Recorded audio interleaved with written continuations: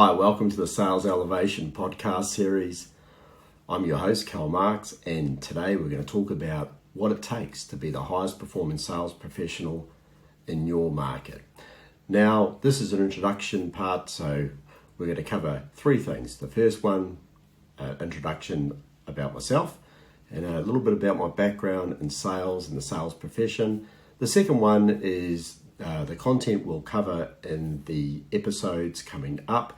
And the third one is, what are the most common traits I've seen in the sales professionals at the highest level that I mentor through 2021, and also what those traits will be and behaviors in 2022. So you'll be able to take something away from that, I'm sure, and apply it to your own profession and help you get to the success that you'd like to get at the highest level. So, a little bit about Cal Marks.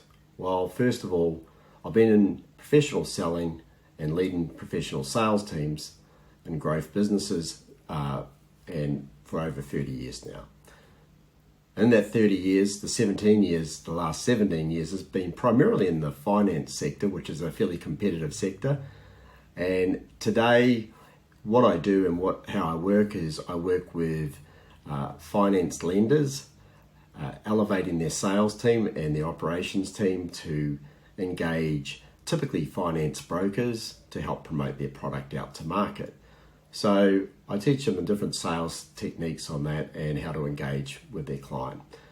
On the other side of it, I'm an accredited mentor for finance brokers. So I help finance brokers develop their finance brokers in the way of sales and also build growth into those businesses through different types of strategies. Last but not least, I'm also an accredited and qualified holistic counsellor and a hypnotherapist. So I'll talk to why those two things are important in what I do day to day now. So how did I start in sales? Well, everyone would think that, and you often hear, you're a born salesperson or you're born with confidence, and those two things aren't quite true. So I'll talk about confidence in one of our episodes and how you can build your confidence when you're in sales and starting out.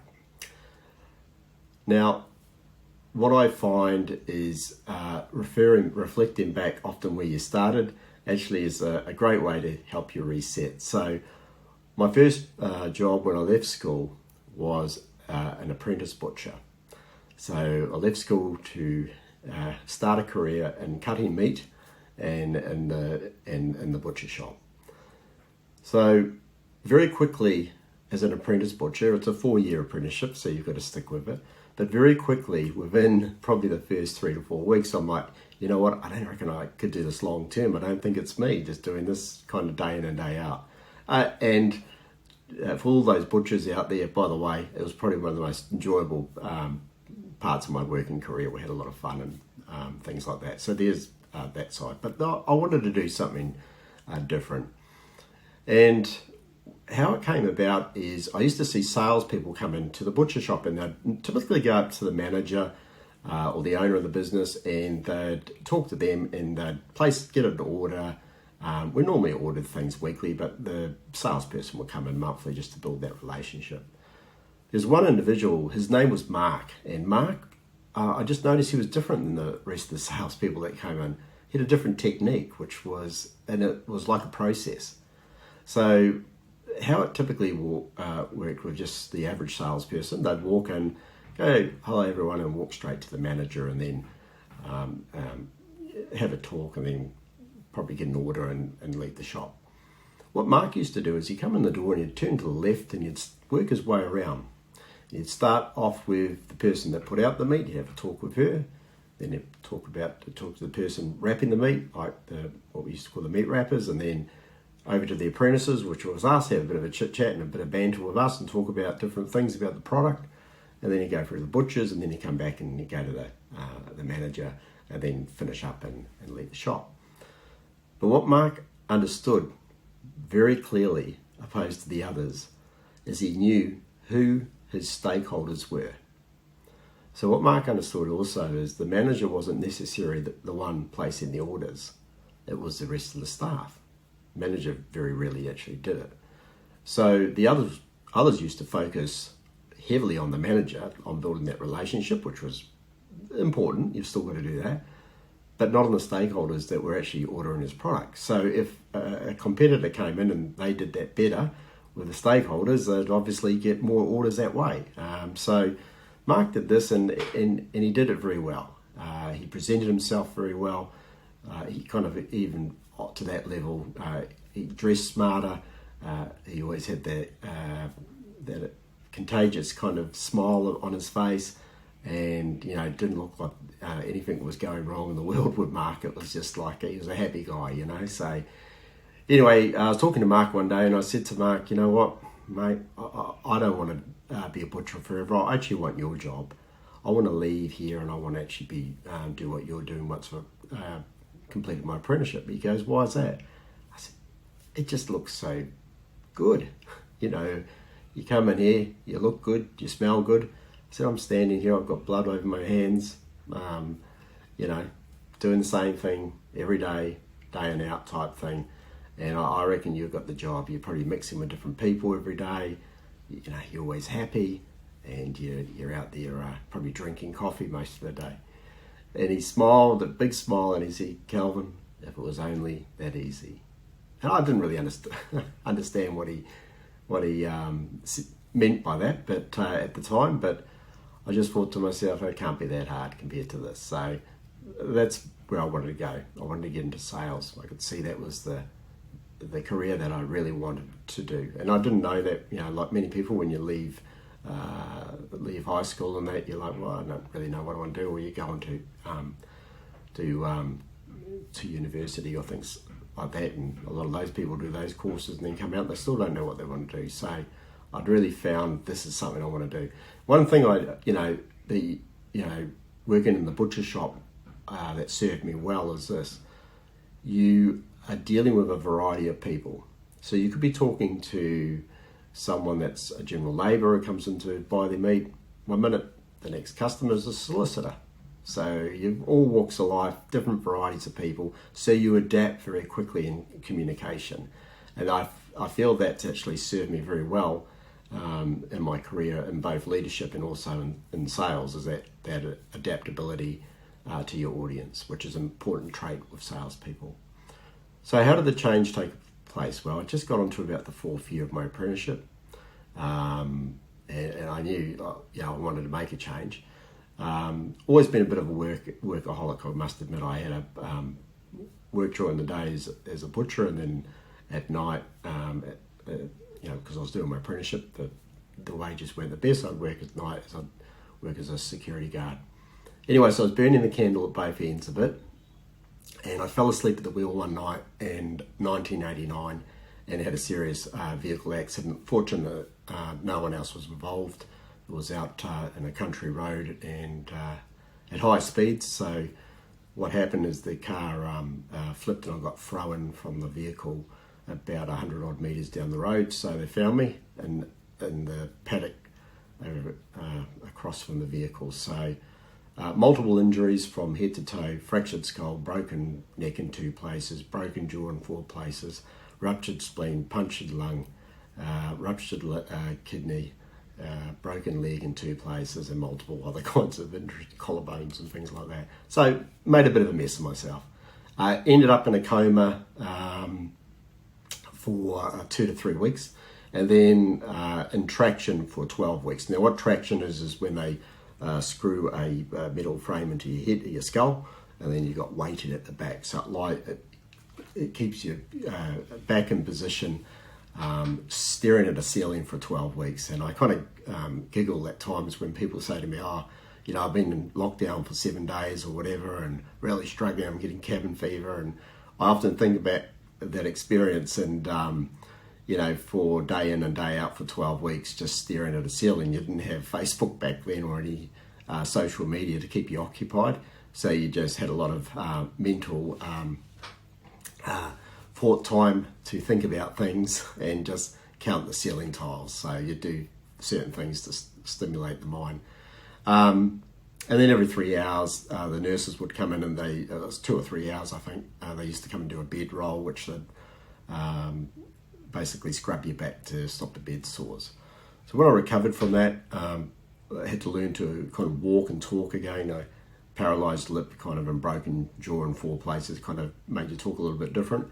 And then walking again, of course, because you all your nerves and your it kind of over the 12 weeks of not moving kind of gone the wayside. So, and then it was a couple of years of operations, so backwards and forwards to the hospital, getting operations done to correct finding bits of teeth up nasal passages, things like that. So, a bit unpleasant for 2 or 3 years, but I tell you what, you realise how resilient a human being can be.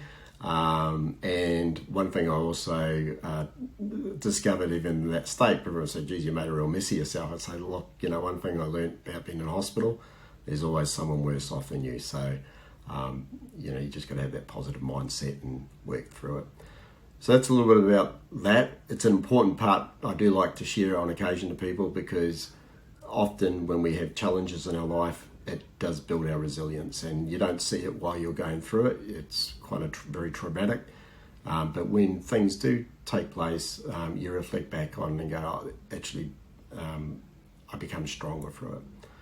So how do I get into sales? So ready to go back to work, but I realised long term, even physically, it's probably not a good career for me, being a butcher, because you're working in very cold conditions, things like that. So if I was going to make the change, why not follow the passion? Now, I thought it would be an easy transition, although I didn't really have the confidence level I've got these days. I was a fairly timid young man. So I picked up the phone then and I started ringing different places and applying for different jobs. I applied for jobs as a trainee car salesman. I applied for jobs at all sorts of types of sales roles. And what I found quickly is they really wanted someone with experience and proven success, which I kind of didn't. I'd just done a 4-year apprenticeship in butchery and been in hospital for some time and bit of a state. So anyway, I managed to land a job finally. It was a door-to-door job selling subscription TV. And subscription TV back in New Zealand, that's where I lived at the time, I think we had 3 or 4 channels, that was it. And so I took on the job. I got the job, and I thought to myself, you know what, it's cold calling. But if I can't cold call, maybe, and I can't handle that rejection side, maybe I shouldn't be in sales. So I thought, I've got nothing to lose, let's give it a go. So there I go, door-to-door selling. They did train us very well. We had external training providers coming in to how to sell. And there was I guess that was a journey in itself, because here I was trying to become someone I wasn't, trying to mimic the trainer word for word. And it wasn't authentic, and I realised very quickly that people can see through that. So I adapted my style very quickly and became more authentic myself. But what I did do is there's bits and pieces that I picked up in the training and then adapted it to my style and then incorporated it, and it kind of worked for me. Just certain things. I realised also you had to make an impact very quickly when talking with a potentially new customer. And on average, you had about 30 seconds when someone opened up the door to kind of make that impact. And, I'm not a pushy salesperson, but to be able to make an impression to the point they want to keep on listening. So I did that for probably just over 12 months, maybe a little bit longer, and I did very well at it, and I enjoyed it. It was, a fun time in getting into the sales arena. So once I built that kind of, I guess, track record, I call it was like another apprenticeship to me. I then moved into a role selling office equipment. And same thing, what I did is I started applying a process and the discipline. That's one thing I've always been fairly good in. My career is I've always had that kind of discipline to put a process in place and then kind of revise the process to adapt it in certain ways to make it work.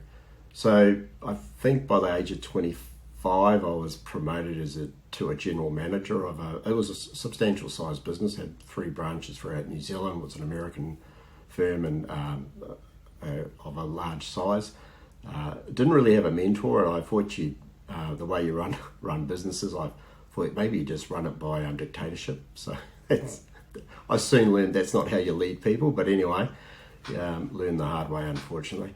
And that's another, probably episode I'll talk about, is why salespeople want to become leaders. And I'm not saying it's a bad thing. I'm not saying it's even a good thing, but it depends on the individual and the reasons they want to do it. Because the reality is, in most cases, you can make more income being a salesperson than you can being a manager as well. However, if you like inspiring and making an impact on people's lives, a leadership role is very rewarding and challenging at times as well, but very rewarding. So that led me through to becoming a professional salesperson. I want to go through each type of role and what it looked like, and then obviously I migrated to Australia in the early 2000s, and at that point I actually entered into the sales field of finance. So I became a finance BDM, and then again state manager, and then into a general manager role for a company, leading teams and it was a fast growth business, working in finance. Then I left and started my own finance broker firm for 5 years, which was rewarding and understanding from a broker's perspective, not from a lender's perspective. And where we're at today is I coach and develop high growth individuals, professionals that are looking at elevating their skills even further, and at the other end of the scale, people that are just new into sales and just need that lifting and experience and training. So I work with lenders, developing their sales teams and their internal stakeholder team on how to engage and work with primarily finance brokers, sometimes direct customer as well. And then on the other side of the coin, I'm an accredited broker mentor. So for a few organisations where brokers engage me to develop their brokers into sales people as well, and getting new applications and engaging with their customers. So I deal with that side as well, which is rewarding on both sides of it, because you can see it from different perspectives, which is very rewarding. So one thing I did in the last 18 months is, and it's because I've always known this, is that with selling and being at a professional level, one thing that's very critical is having a great mindset, a positive mindset, because a negative mindset just does not work in selling. It'll actually eat you up in the inside, and your performance drops down very quickly. So I wanted to kind of explore that further, because I felt that was the most critical part of sales professional, and one that I've seen over the years is that the very high performers have a very strong mindset. So I become a holistic counsellor and practitioner of holistic counselling, and the reason I chose that was it was the connection with a lot of things. It was certainly the psychological aspect of it, but also your spiritual side and also your health side, because they all connect in one way or the other, and holistic counselling takes that overall view of that. And also become a qualified hypnotherapist. So again, I felt those two skills would serve me well when coaching and developing salespeople. So my methodology when I train sales professionals is kind of a two-prong approach. The first one is mindset. So it's the most critical one. Understanding where their opportunities are, but also understand where their pain points are. And what I see often is there's a gap. There's a gap within each and every one of us. And what that gap is, it doesn't matter how good you think you may be, there's always a gap of something that holds you back. Some people say, "Oh, Calvin, I don't fear anything." I say, it's not even fear. It could be an insecurity. It could be just something that a knowledge gap. But there's always a gap, and that's where I kind of focus on with the individual. Sometimes it's built within their subconscious, so you got to kind of try and bring it out a little bit.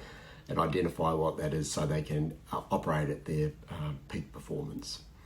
Sales professionals are very similar to sporting professionals. They know how to do the job, clearly. They've been doing it a long time in many cases. However, they're very, I guess, in tune to refining their skills and becoming better and better at it. And they treat it like that because they know they can get substantially rewarded when they're achieving. So they want to stay on top of their game.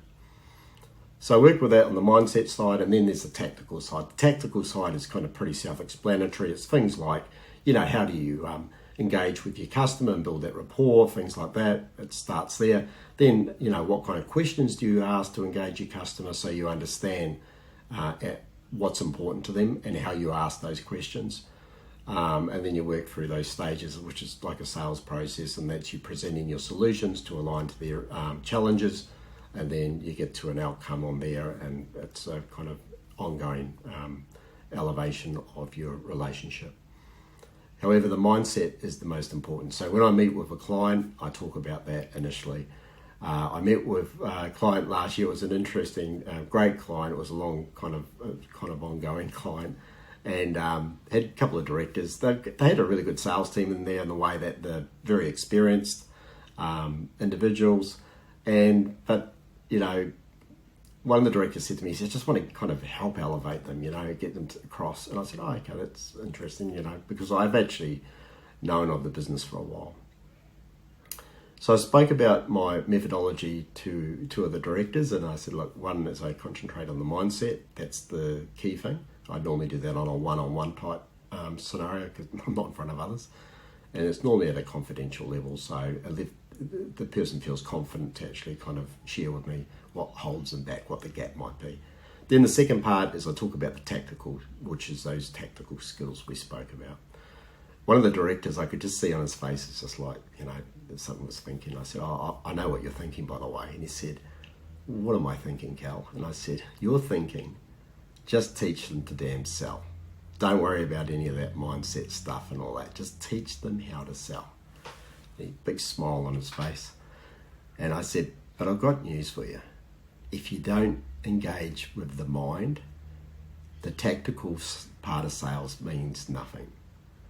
If the person's in a negative frame of mind or really struggling, due to various reasons, there's always layers. Like there's layers, personal reasons, there's layers because they've had some challenges at work or whatever it may be. There could be health reasons. There's a variety of reasons people drop their performance at times. And the mindset can go the other way very quickly. So with the mindset, what we do is we spend time on that, developing skill sets to help that individual. So we spoke briefly a little bit more further in detail, and I gave him an example. I said I was asked to go into a company and develop their sales team, and the highest performing salesperson, the director told me about this individual. Very happy with the individual and things like that. So when I was doing my one-on-one sessions, when I got to this individual, it was a bit standoffish, and I was like, oh, it's interesting. So I just asked some questions in a non-threatening way, kind of, and confidential again.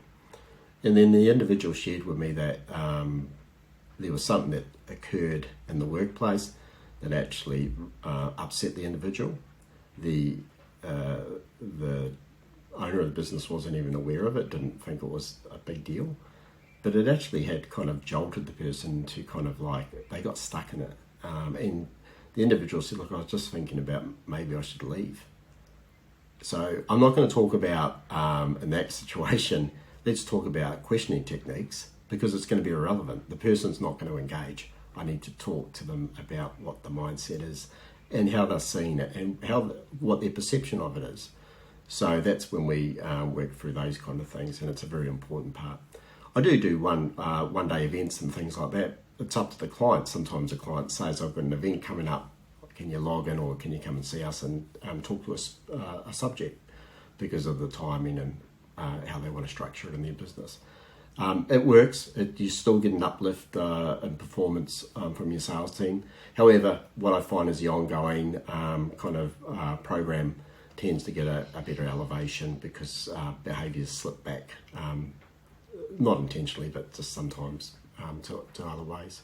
So that's a little bit about the methodology, a little bit about me. I think it's important to kind of share that with you if you're going to listen to some of the episodes coming up, if I'm the right kind of guy to be listening to for you. And then, that's probably enough about me on that side of things. So what we'll talk about now, I'm just going to bring up, before me I had a little bit of an agenda. But the next one is, I guess, the content. What are we going to talk about in the episodes? That's important. So we're going to talk about a variety of things. Obviously, there'll be a bit of mindset things.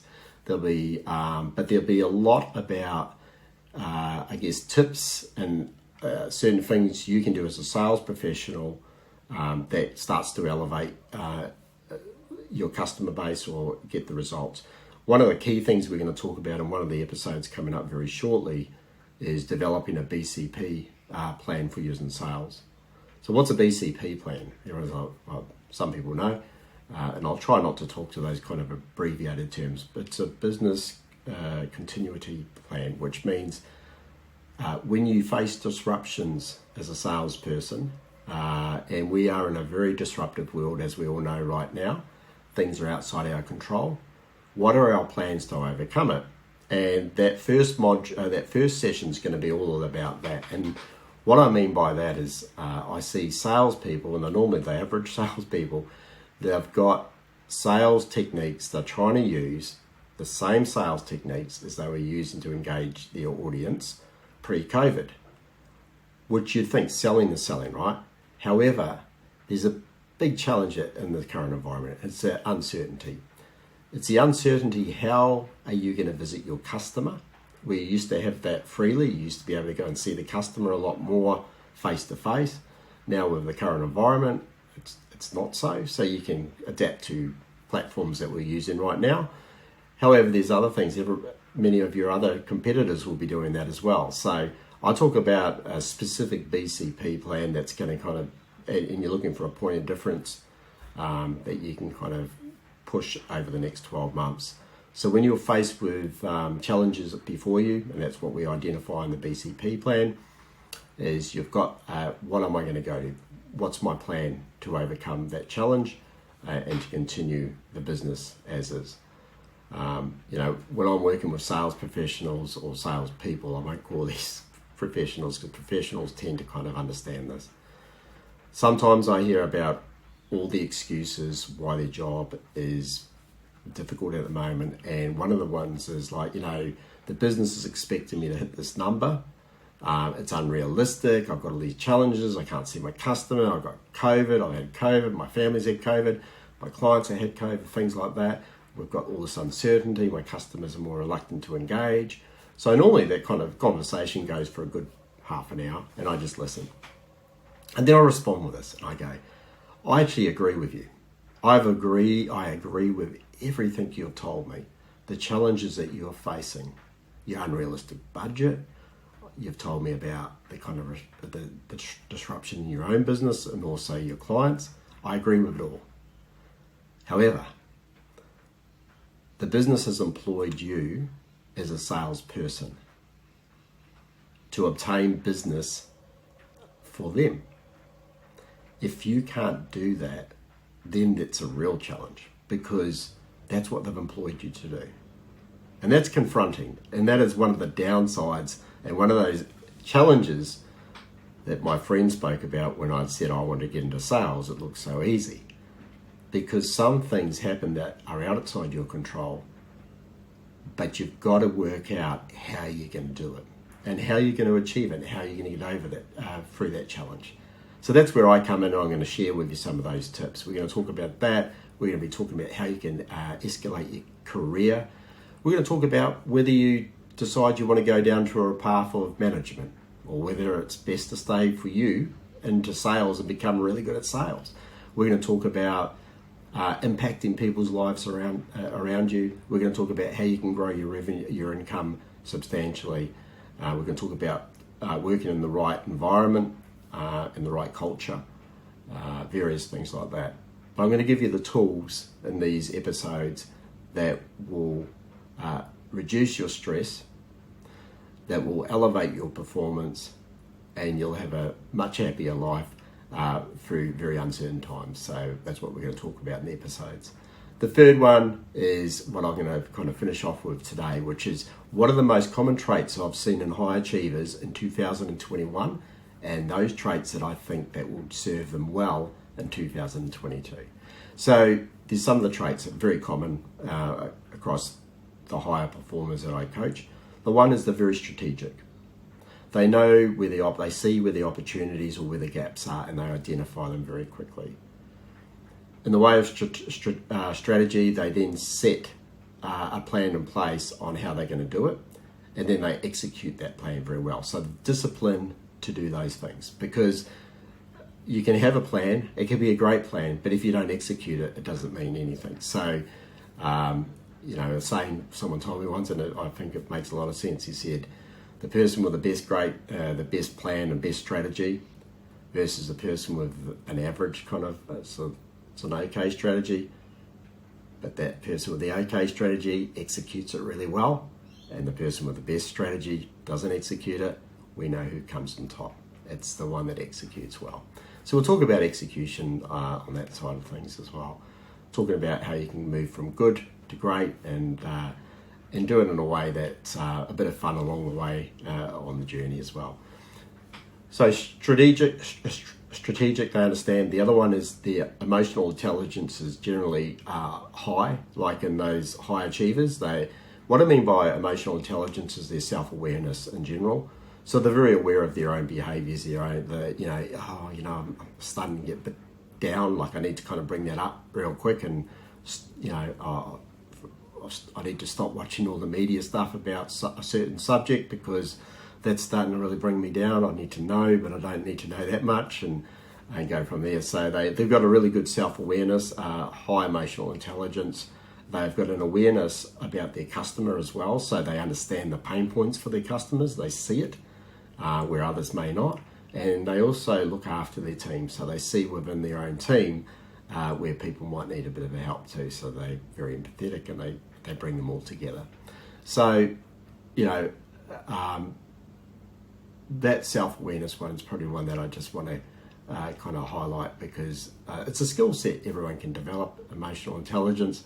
I certainly am not saying that you can't be a successful salesperson with lower emotional intelligence. I went through that in my own career at one stage where my self-awareness might not have been the best, but I was getting great results. But it was a very stressful way to do it as well, and had some impacts on that, which I'll talk about in the episode about a little bit about your own mental health when you kind of operate like that. So emotional intelligence, if you want a bit more explanation on it, there's plenty of stuff online about it, but you can reach out to me as well. I'll give you some tools on it.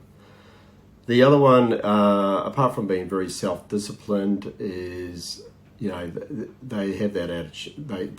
They're looking ahead, and I spoke about it before, the BCP of what risk they think or challenges they feel that they're going to encounter shortly, and how they can overcome them through the next 12 months. So they've got a plan in place. And the analogy I use is this. If I asked you to go to a destination and with no GPS and no map, but I gave you a kind of rough figure, like it's in the city somewhere, and street name and street number, you'd find your way there without doubt. You'd get there sometime sooner or later. But if I gave you a GPS and a map, you'd do it in a more efficient way, an effective way, with a higher result type thing in sales. So what we're talking about is providing your own map of how you're going to get there into that destination. And that's one that loses a lot of people. Sometimes they just think it's too analytical, and does it have to be so strategic, and can I just continue being good at what I'm good at? And the challenge with that is if you're not strategic, is you're very good without doubt, and you get the results without it. And a gentleman I used to know that's in sales a long time used to call it success by default.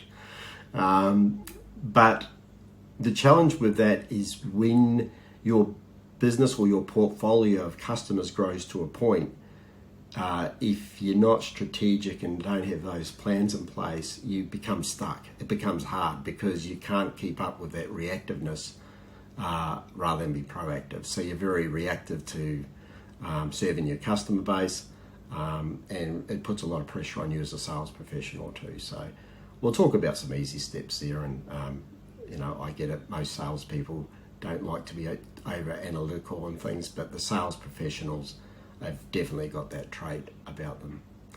Of course, they have the ability to reset very quickly. The high performers, again, much like a professional sports person who drops the ball or makes a mistake, they will reset very quickly because they understand what their why is, and we'll talk a little bit about that in one of the episodes. Is that's uncovering what's really important to you, why you're doing it, and basically what your drivers are. So you become very determined, very focused, and not easily distracted. Resilient, all those kind of things. They generally have a bit of a sense of humour about them as well, and those are some of those traits. So probably gone a little bit too long for our introduction, but I wanted to give you a bit of a taste of what's coming up. If you'd like more information on developing a team, or even yourself, I have individual clients that bring me in to kind of help them on the journey. Please reach out to me. I'm happy to have a no obligation chat with you, and probably give you a couple of additional tips as well, so you can reach out to me anytime. So until our next episode, which will be around the BCP, stay well, stay positive, and remember this last thing. Over 6,000 thoughts go through a human being's mind per day. Make sure out of those 6,000 plus thoughts, they're the right thoughts. Thanks very much. Talk soon.